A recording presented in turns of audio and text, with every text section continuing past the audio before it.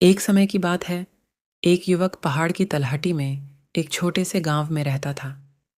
यह युवक अपने आलस्य के कारण पूरे गांव में जाना जाता था।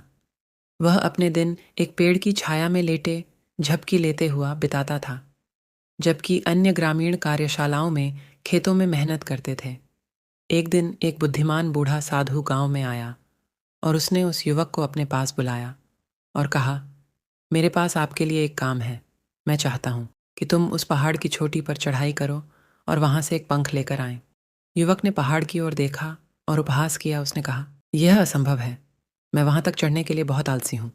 साधु मुस्कुराए और बोले, पंख मैं इस पहाड़ पर नहीं ढूंढ रहा हूँ। यह पहाड़ के दूसरी तरफ एक गुफा में है, जहाँ केवल शीर्ष पर चढ़कर और दूसरी तरफ उतरकर ही पहुंचा जा सकता है। युवक उत्सुक था।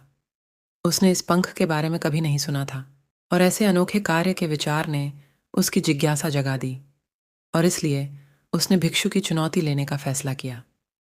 चढ़ाई लंबी और कठिन थी और जल्द ही युवक की सांसें फूलने लगीं और उसे अत्यधिक पसीना आने लगा।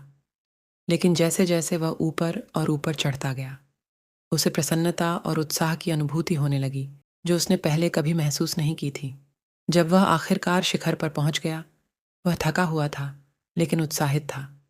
उसने अपने सामने के मनमोहक दृश्य को देखा और एक उपलब्धि की भावना महसूस की, जिसका अनुभव उसने पहले कभी नहीं किया था।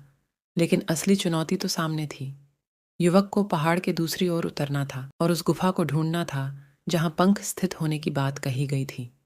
उतराई चढ़ाई से भी अधिक खतरनाक थी और वह युवक कई बार लड़खड़ाया और गिरा, लेकिन वह उस पंख के वादे से प्रेरित होकर डटा रहा। और जब वह अंततः गुफा तक पहुंच गया, उसने देखा कि पंख वहां पड़ा हुआ था और प्रवेश द्वार से छनकर आ रही रोशनी में चमक रहा था। उसने पंख उठाया और उसकी सुंदरता से आश्चर्यचकित हो गया। लेकिन फिर उसे एहसास हुआ कि उसे एक समस्या है कि वह पहाड़ पर वापस कैसे जाएगा और एक पल के लिए पंख को भिक्षु को लौटा देगा। युवक ने हार मानने के बारे में सोचा, लेकिन फिर उसे उपलब्धि और गर्व की वह भावना याद आई जो उसे तब महसूस हुई थी जब वह शिखर पर पहुंचा था। वह जानता था कि उसके पास इसे फिर से करने की ताकत और दृढ़ संकल्प है, और इसलिए वह वापस पहाड़ पर चढ़ गया। उसकी मांसपेशियों में दर्द हो रहा था और उसके फेफड़े जल रहे थे, लेकिन उसने हार नहीं मानी।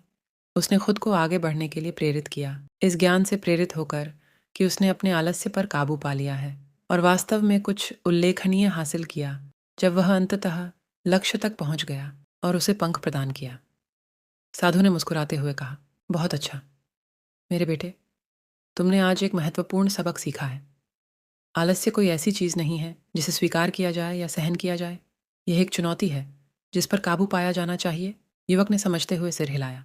साधु के वचनों का ज्ञान, उसे एहसास हो गया था कि वह हमेशा महान काम करने में सक्षम था, लेकिन उसके आलस्य ने उसे पीछे खींच लिया था।